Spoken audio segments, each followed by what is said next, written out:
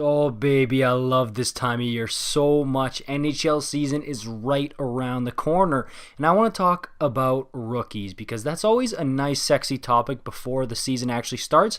Who's going to win the Calder Trophy? Who's going to be in the voting?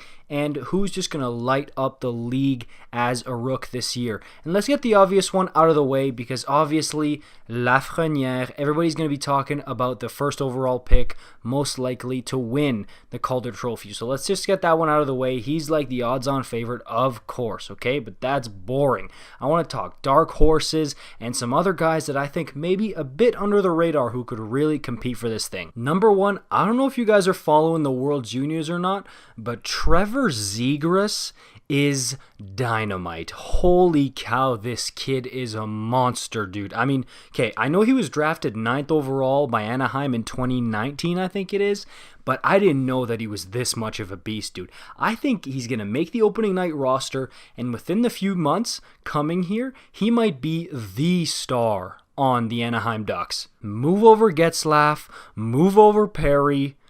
What's that? Oh, Perry hasn't played for the Ducks in 3 years? He's a Montreal Canadian?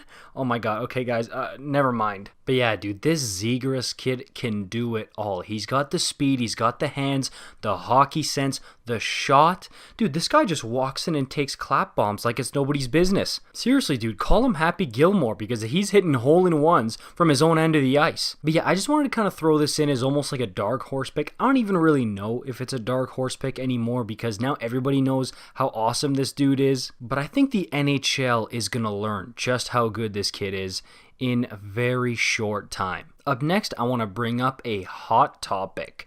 Mr. Berries himself. You guys see that? Quinton Byfield before every Team Canada game just carries in a bunch of berries. I love it. Now, I got a soft spot for him, and he reminds me a lot of Anze Kopitar.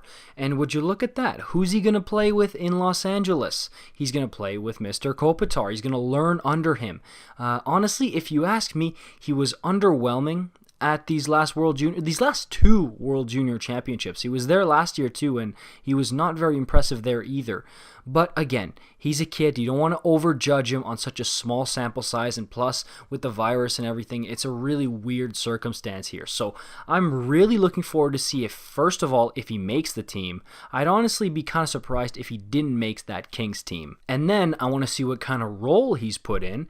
Do they start him off sheltered minutes, third line center, something like that? Does he get some power play time?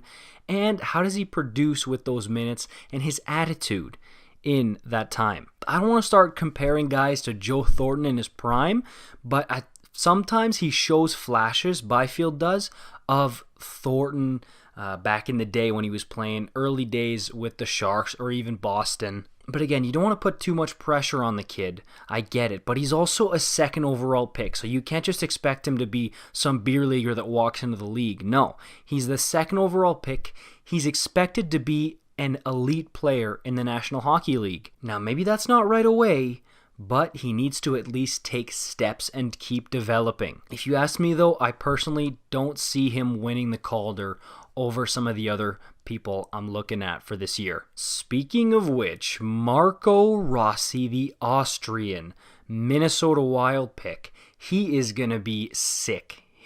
He's a smaller guy, okay? He reminds me a bit of Johnny Gaudreau the way he plays, but he's got elite skill, elite talent. You can't teach talent, okay? And I know talent doesn't take you all the way. You need to work crazy hard.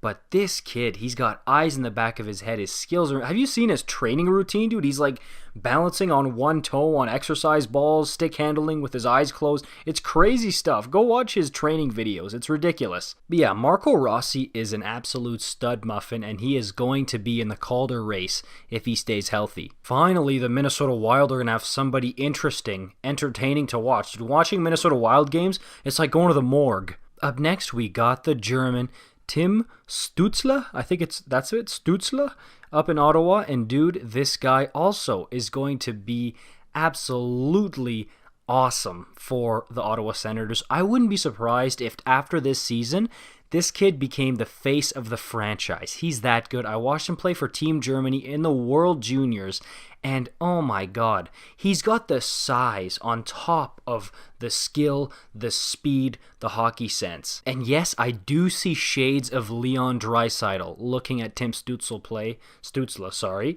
and I think he's a bit quicker, fleeter of foot than Leon Draisaitl. Definitely watch out for Tim Stutzle this season. He is coming in hot. Up next, we got another dark horse pick, again somewhat influenced by his World Junior performance, which was crazy. It's Mr. Dylan Cozens. I mean, okay, dude, this Team Canada at the World Juniors is one of the best, if not the best, World Junior team I've ever seen, and that includes the Crosby-Bergeron squad.